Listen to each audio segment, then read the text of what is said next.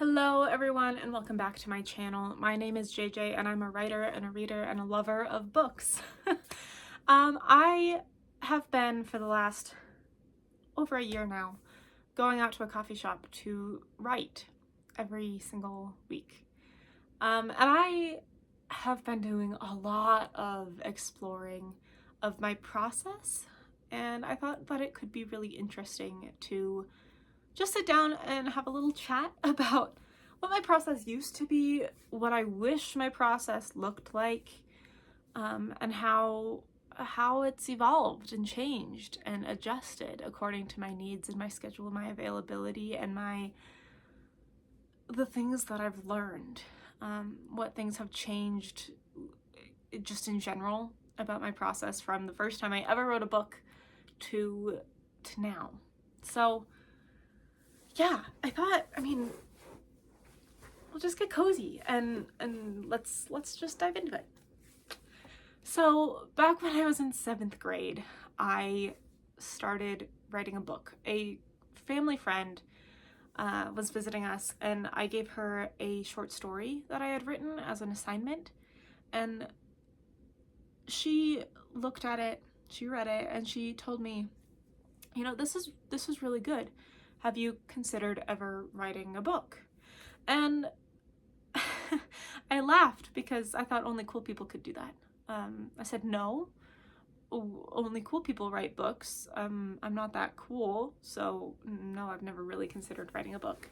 And she was like, well, I think you should try. And I was like, yeah, okay, sure. So I did. I decided to try, and I didn't do any research before I dove into that endeavor. And I sat down with my iPad, my school assigned required iPad 2, that'll give you an idea, and I just started typing in the Pages app. It took me, I worked on it every single day. I would go to school, come home, do my homework, and then I would write until my family was able to do something together. So we would wait until my sister had finished her homework, and after dinner, then we would probably usually watch a movie or a TV show or something. In a more recent video, I was talking about Monk and Bones. Those are the TV shows that we watched a lot of back then. And we would sit down and watch an episode or two and then go to bed.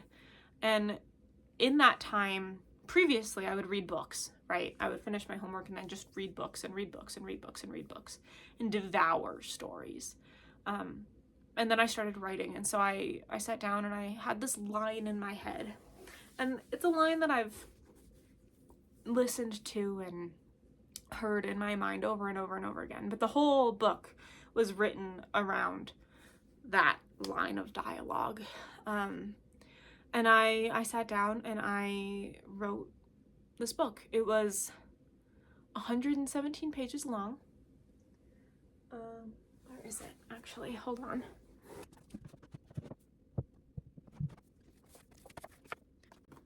It was 117 pages long, 17 chapters, super short, super easy read. And I sat down and I finished it. And then for my birthday, my mom went through, she used to work in communications departments, and so she went through and she edited the book, and she gave me a printed copy of my own book for my birthday.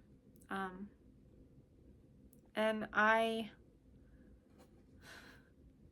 this is still probably the best birthday present anybody has ever given me.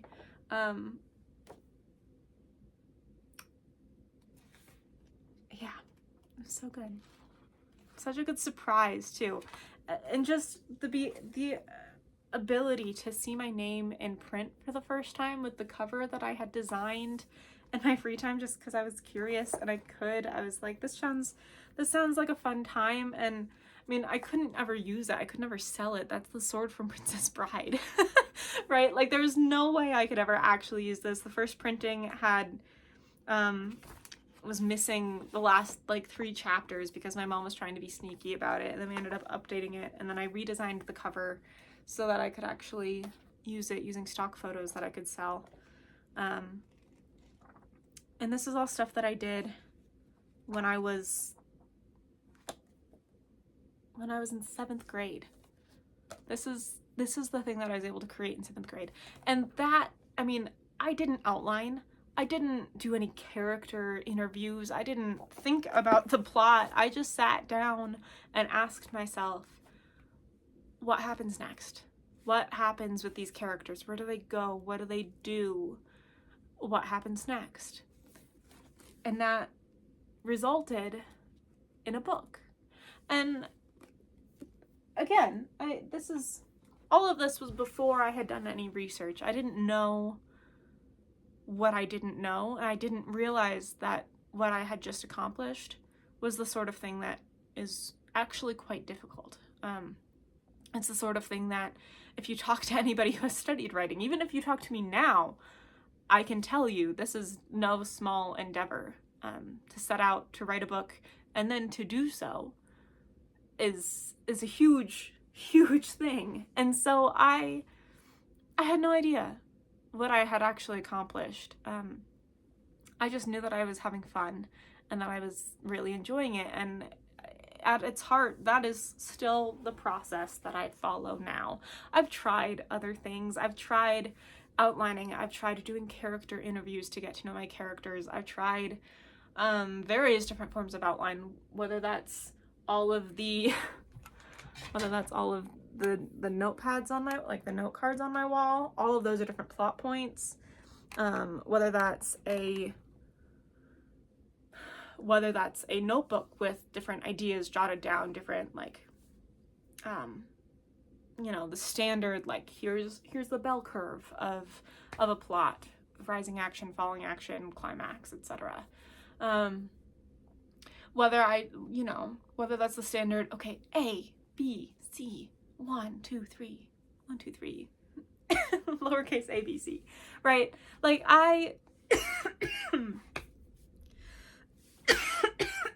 sorry, I'm dying, apparently. I'm not dying. Why did I say that? So I sat down when I was in 7th grade and without an outline, without any sort of formal training, sat down and wrote a book. And then I started studying and I started learning and I was like, okay, this is how you're supposed to do it, right? You're supposed to write an outline. You're supposed to know the whole story before the book ends. And so I tried it that way. I wrote an outline and I realized that it completely killed my entire creative process.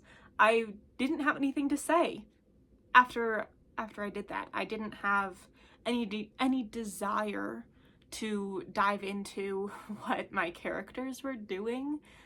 I had no desire because I was suddenly forcing them to follow this roadmap that I had created without knowing or allowing for their reactions. And it killed everything about my creative process. The ending of the book actually the book I was just working on that I just finished, one of the characters, I think I said a couple videos ago that I took a character from one of the books that I worked on in high school and I gave her reskin, renamed, everything, just totally revamped her. One of those characters is from one of the books that I wrote in high school that I outlined, and it was horrible. It was a horrible book. I let some of my college friends read it and they agree. They could still tell you now that nothing of import happened in that book, and they're correct. It was horribly done, in large part because I went against the process that I knew worked for me, and I outlined. I am not a planner. I'm not. And so I have learned painstakingly over the years, especially when I was in writing courses where they grade you on story development and creation and your process. And one of the things, in order to grade you on a rubric scale for your art, it means that your art has to fit their system. And for me, as a discovery writer, I could not fit the rubric that they were looking for. I could sit down and write 30 chapters without problem. But if you told me to outline those chapters before I wrote them, Sorry, can't do it. I don't know. I don't know what's going to happen. How can I possibly know what's going to happen until I write it? I'm discovering it as I go. And if I create an outline, it feels like I've set it in stone, and I lose interest. So I've tried various different methods. I've tried all sorts of different things. I've tried writing every day. I've tried writing at night. I've tried writing on my phone with my thumbs. I've tried handwriting. I've tried all sorts of different things. And truly, what I can tell you now about my process is that the idea and the character come to me when I least expect them, oftentimes in the car. The idea that spurred on the book, but not that is actually in the book that I wrote this time, is following a character who introduced himself while I was driving home from work one day. He didn't even make it into the final book. I got halfway through and he was like, sorry, this actually isn't my story, so come back later. And I was like, oh, okay, now what? What do I do now? I'm this far in and you are the only character who's talking to me, and now you're telling me that this isn't actually the book you're supposed to be in? What do I do with that? And so we adjusted. I pursued the other characters and forced them. I cornered them and said, hey, tell me who you are and what you want out of life. And I'm letting him go off on his adventures so that when he comes back, and I hope he will, so that when he comes back, he'll be able to tell me, like, hey, actually, I figured out what book I'm supposed to be in. Sit with me a second and I'll tell you my story. I hope that will happen. I don't know if that'll happen, but my ideas start with characters. Every single time. Except for that first time where I started with dialogue, but the character came soon after, because you can't have words without somebody who's speaking them. And so my process, if I were to try to narrow it down, is that I meet the main character. I meet their friends. And I find out what's going on in their lives. Whether their family is facing medical issues, whether they're facing financial hardships, whether they're dating for the first time and confused by the whole process of it, whether they're trying to make friends in their elementary school and they're really struggling because of how their home life is. And I follow those trails. I ask them to show me what that looks like for them, right? And take me through a day in their life. And then I start recording what I see. Because there's stories everywhere around us. Always. There's so many different types of people who are living such very different lives from the one that we live. And while I'll never actually know what everybody's story is, I have fun when I look at a person and I say, huh, I bet I know what a day in your life is like. And then I ask what goes wrong, and then we have a plot. So I write once a week now. I would write more often if I had the creative space and time, and I would love to be able to have writing be my full-time job. That would honestly be the dream. If I could go every day to work on books and writing and novels and live in the worlds that I create in my mind. If that could be my full-time job, I would be so happy. But that's not yet realistic for my life. And so right now, the space and time that I have is on the weekends. I take the mornings on Saturdays and I go to a coffee shop. I was talking about this in a previous video too, but I go to a coffee shop, I buy myself a pastry and a coffee, and that is the event itself. I go, I surround myself with people, I listen in to some conversations, I get an idea of who's going through it, really. I listen to how they interact, how they talk, what their tone is, and I engage with humanity from an observer's perspective.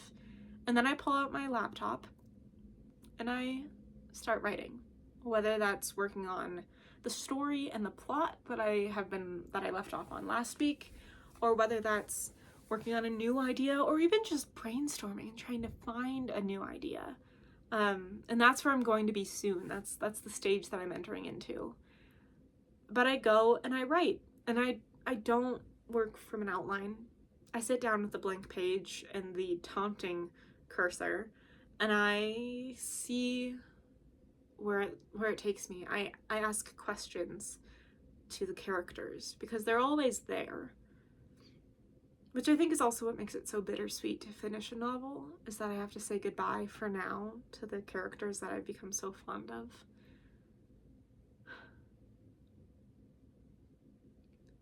But they're always there, and I can always go back to that book, and that'll be great. Yeah, but that's my process. I treat myself. I go buy a little treat and a little snack, and I sit down and I create and carve out the dedicated space and time for this thing that I love.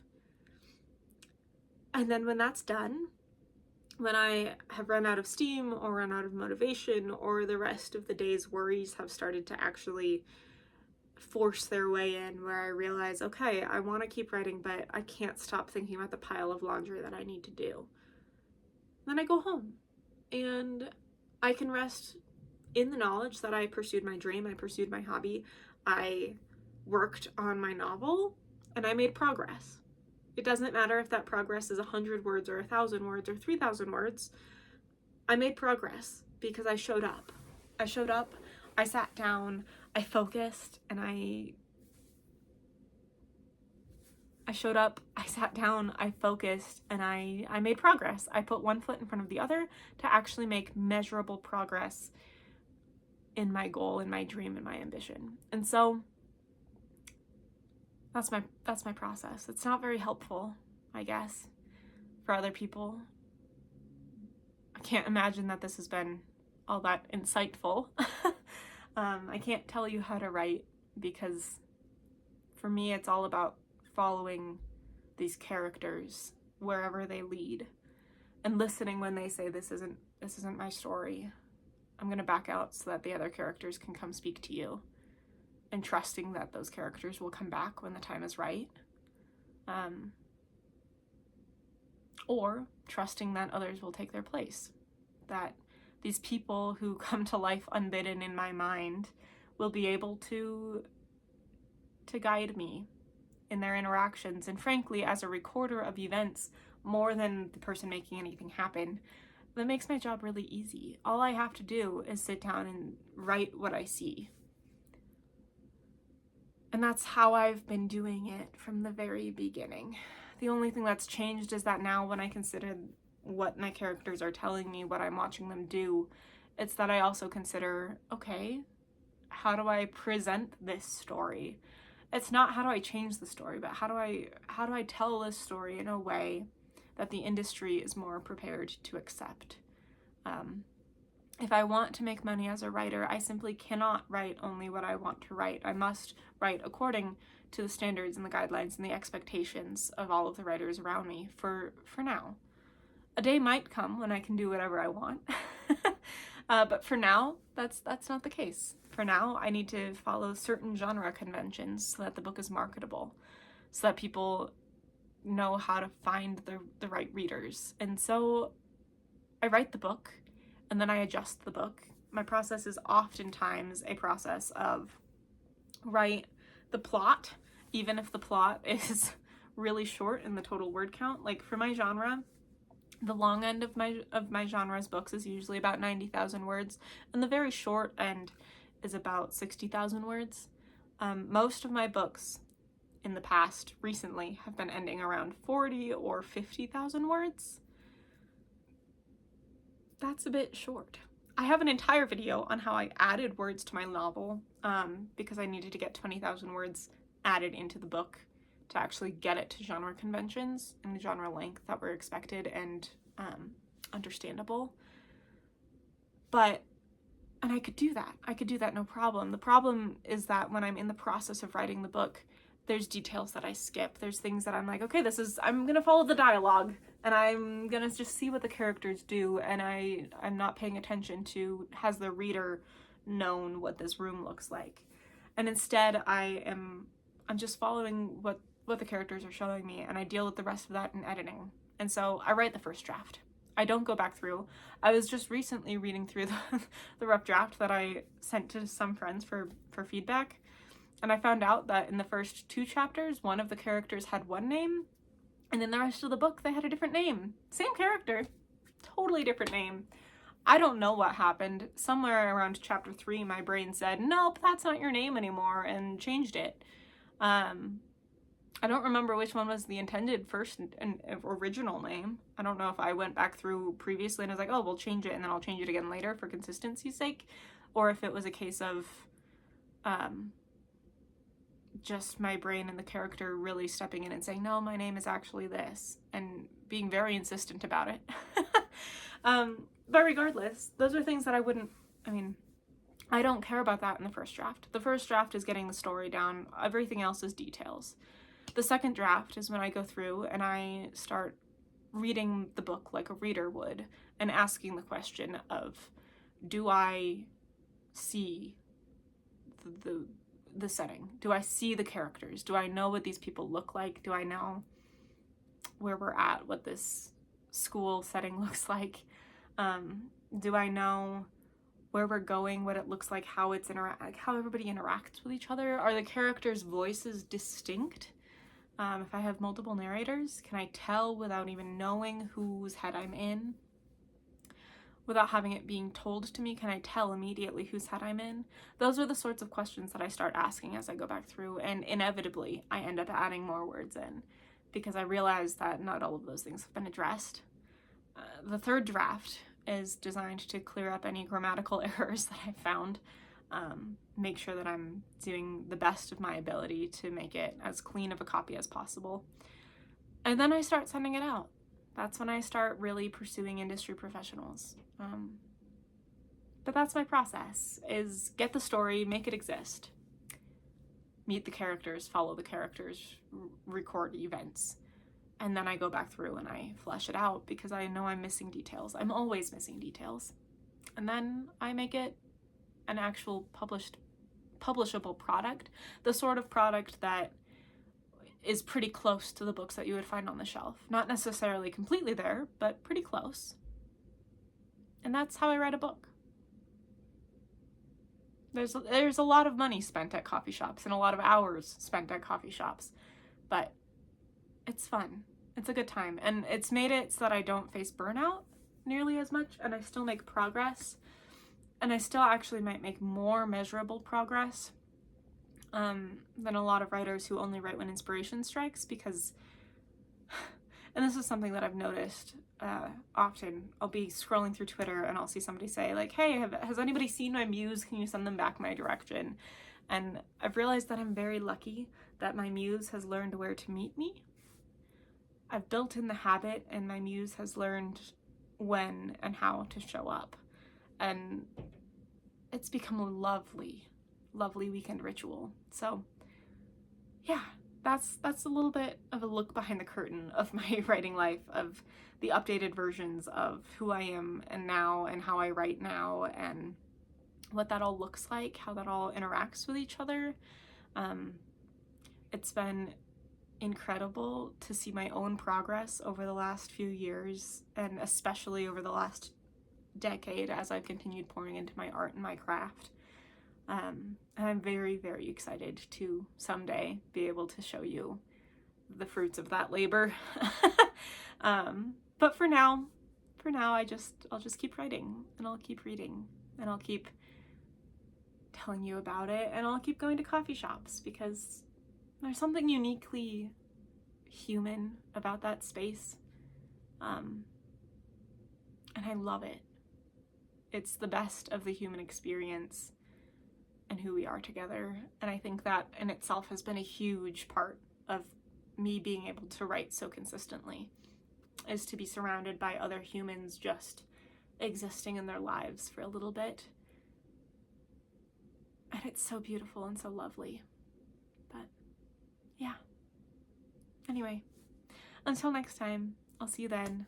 If you're curious about seeing any of the writing that I've done so far, You can check out my website. There's sample writing on my blog of various different things, whether that's the nonfiction blog posts, whether that's reflective sort of essays on life, the universe, and everything else, or whether that's sample fiction that I've written in very short drabbles, flash fiction, writing prompt sort of responses. All of the above is available on my blog. So if you're interested in any of that, go check it out, authorjjhanna.com.